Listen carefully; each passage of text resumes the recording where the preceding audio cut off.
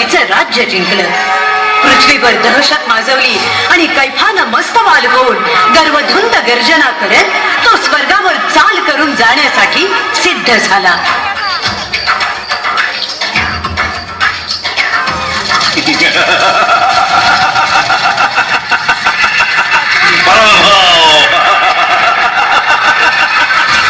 संपूर्ण पराभव. या सर्व शक्तिमान अजिंक्य तारकासुराच्या अजोड पराक्रमामुळे पाताळ आणि मृत्यू घायल होऊन तडफडत चरणालय. आता देवांची ती काय पत्रास.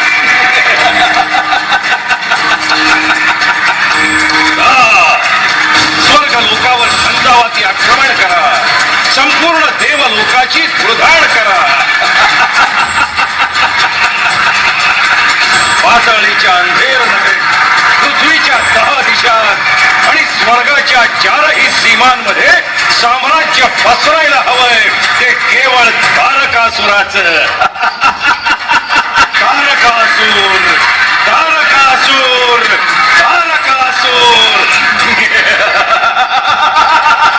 परंतु असुर सम्राट, या तारकासुराच्या दरबारात पण आणि परंतु या 2 शब्दांना अजिबात प्रवेश नाही. आम्ही सैन्यासह प्रयत्नांची पराकाष्ठा करू लागतो. प्रयत्नांची पराकाष्ठा नाही. स्वर्गलोकीचं राज्य हवंय मला. तुटून पडा स्वर्गावर. देवांचं समूळ उच्चाटन करा. एकही देव वाचता कामा नये. चला निघा. राक्षसराज तारकासूर की जय!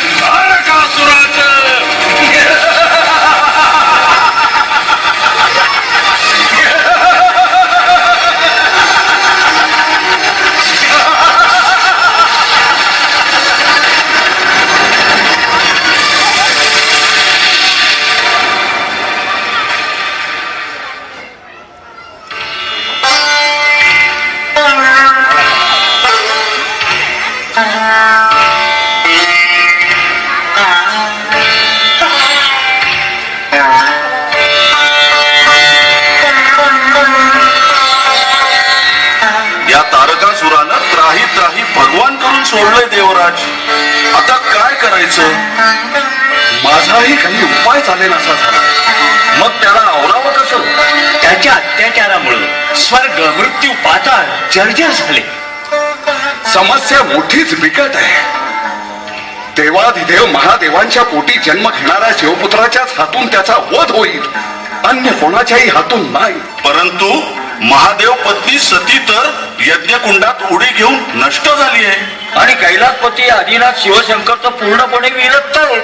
त्यांचा विवाह व्हावा कसा आणि त्यांच्या पोटी पुत्र जन्माला यावा कसा. आणि त्रिभुवनाला क्षणोक्षणी धडकी भरवणाऱ्या या तारकासुराच्या भीषण संकटातून सुटका व्हावी तरी कशी. नारायण, समस्या तर मोठी बिकट आहे. वैराग्य आणि लावण्य यांचं मिलन घडून यावं तरी कसं. परंतु ते कार्य अवघड असलं तरी करावं हे लागणार. नारायण, तर मग आपणच ते कार्य करावं मुनीवर. नारायण. देव विचारात पडले, चिंताक्रांत झाले. तारकासुराच्या अत्याचारापासून भिवून लपून बसले. अखेर त्रिखंड संचारी नारद महान विरागी भोलेनाथांकडे निघाले विवाह करण्याची प्रार्थना करण्यासाठी.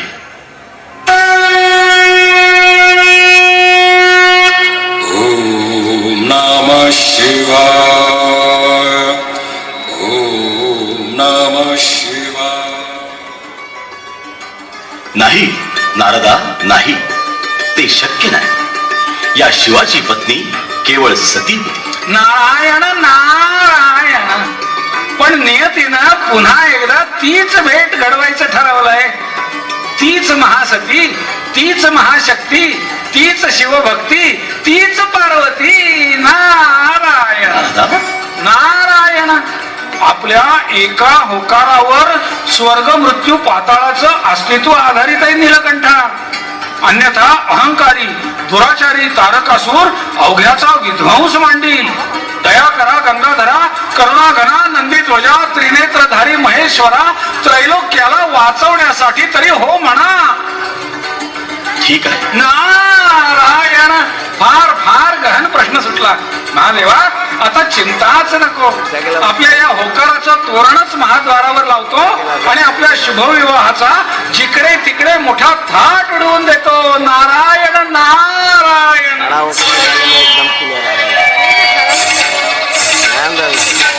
लग्न ठरलं. देवादिदेव कैलासनाथ शिवशंकरांचं लग्न ठरलं. भीम नरेशांची लाडकी कन्या पार्वती कर्पूर गौर महादेवांची अर्धांगी होण्यासाठी घोर तप करणारी अपर्णा महादेवी. 10 दिशात वार्ता पसरली. त्रैलोक्याला आनंद झाला. गिरीकंदरात लपलेले देव बाहेर पडून एकत्र आले. असंख्य शिवभक्तांच्या उत्साहाला उधाण आलं.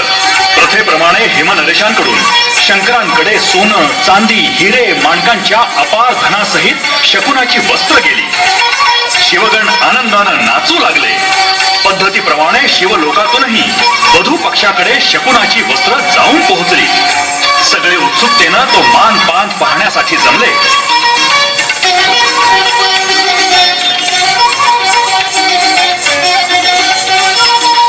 त्रिदेवात सर्वश्रेष्ठ असणाऱ्या महादेवांकडून आलेला शकुन हा त्रिखंडात सर्वात अनमोल असेल. धन्य. असा जावई लाभणं हे महाभाग्य.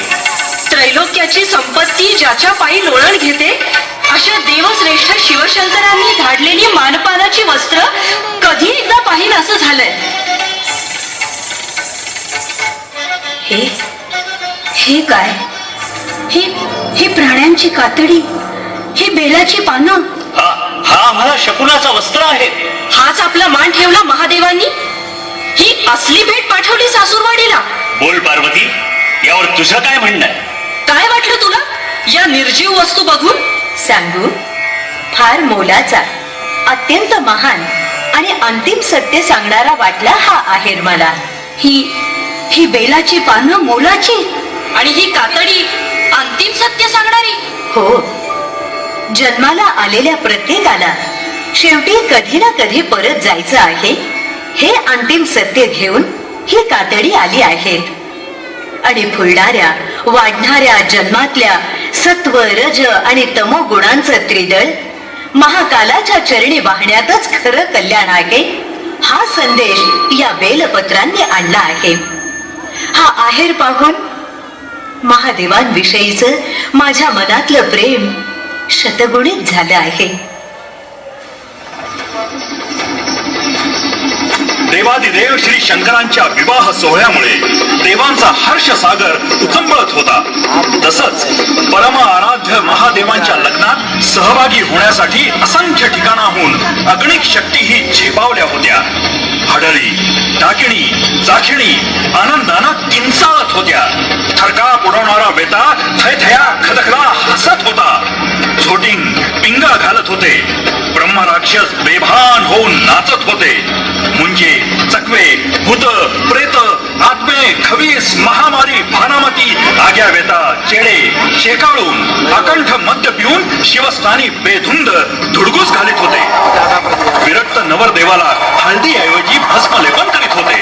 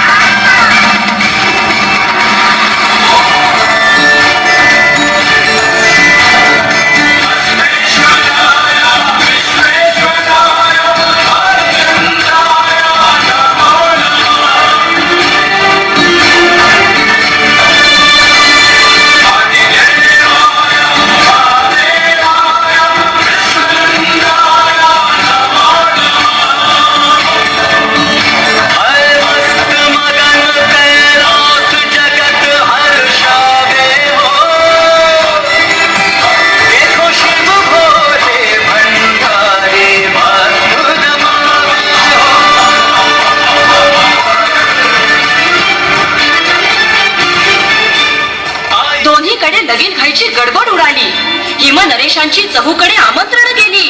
भराभरा पाहुणे मंडळीची दाटी झाली.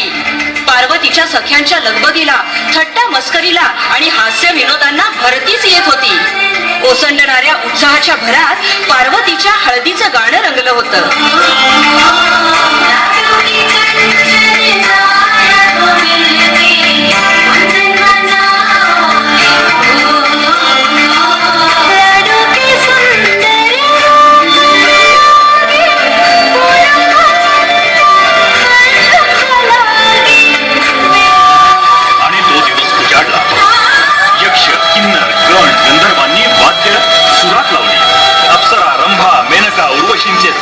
सळसळू लागले.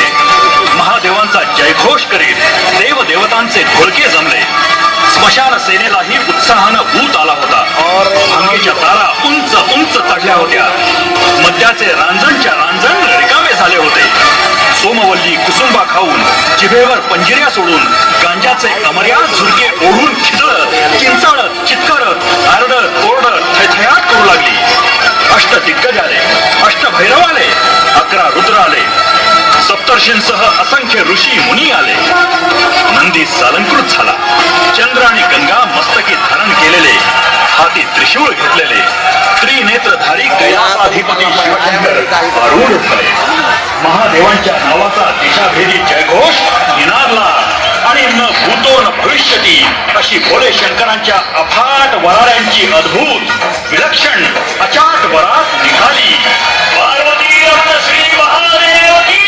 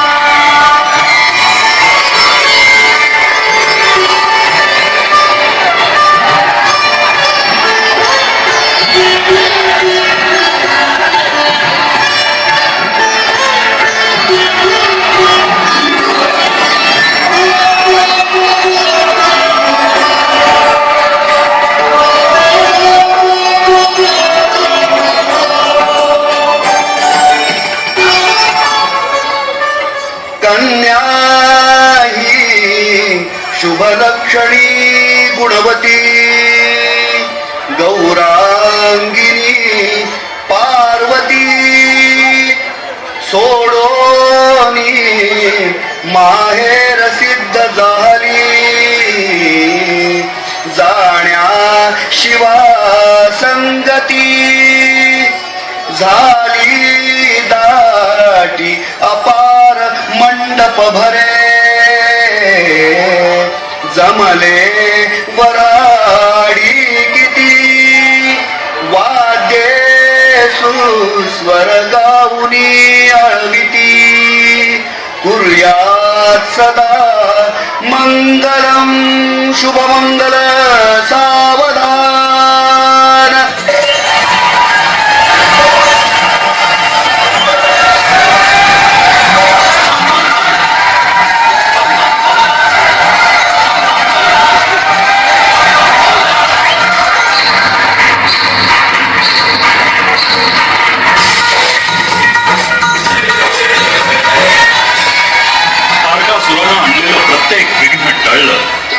प्रत्येक अडथळा दूर झाला आणि अखेर शिव पार्वतीचं मिलन झालं. महाप्रतापी महादेव आणि महासती महादेवी पार्वती एकरूप झाले. आदिशक्ती गर्भवती झाली, यथा योग्य वेळी प्रसूत झाली आणि जन्माला आला प्रखर तेजपुंज दिव्य खड्गधारी 6 मुखांचा असीम शौर्यशाली कुमार स्वामी कार्तिकेय. अतिउग्र मुद्रा, पिळदार शरीर, भयानक डोळे, उन्हात थडकी फिरवणारं रूप, पोलादी बाहू, भरदार छाती, अचाट अफाट विराट अतुलनीय योद्धा, महाभीषण रौद्र भयंकर खवळलेला, क्रोधानं मुठी आवळलेला, अजस्त्र बलाढ्य परमसंहारक, सुंदर रणधुरंदर शिवपुत्र वीरभद्र.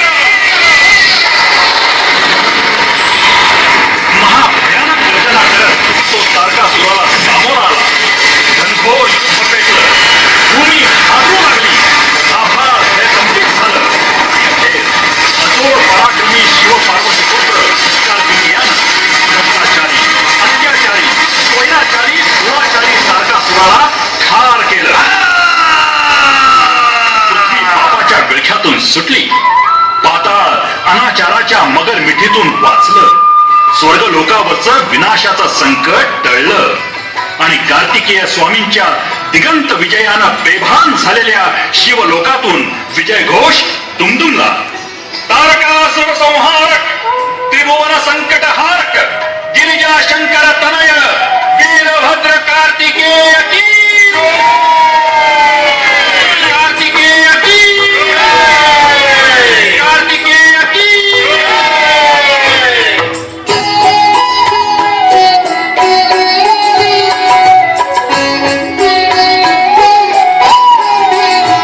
मेरे नाथ तुम भोलेनाथ. मंडळ वर्गणीदार, देणगीदार व हितचिंतक यांचे शतशः आभारी आहे. आमच्या मंडळाचे प्रमुख सल्लागार श्री शंकर उर्फ बापू काळखोर, श्री खंडेराव काळे, श्री भालचंद्र कुलकर्णी, श्री नामदेव काळखोर, श्री अशोक घोरपडे.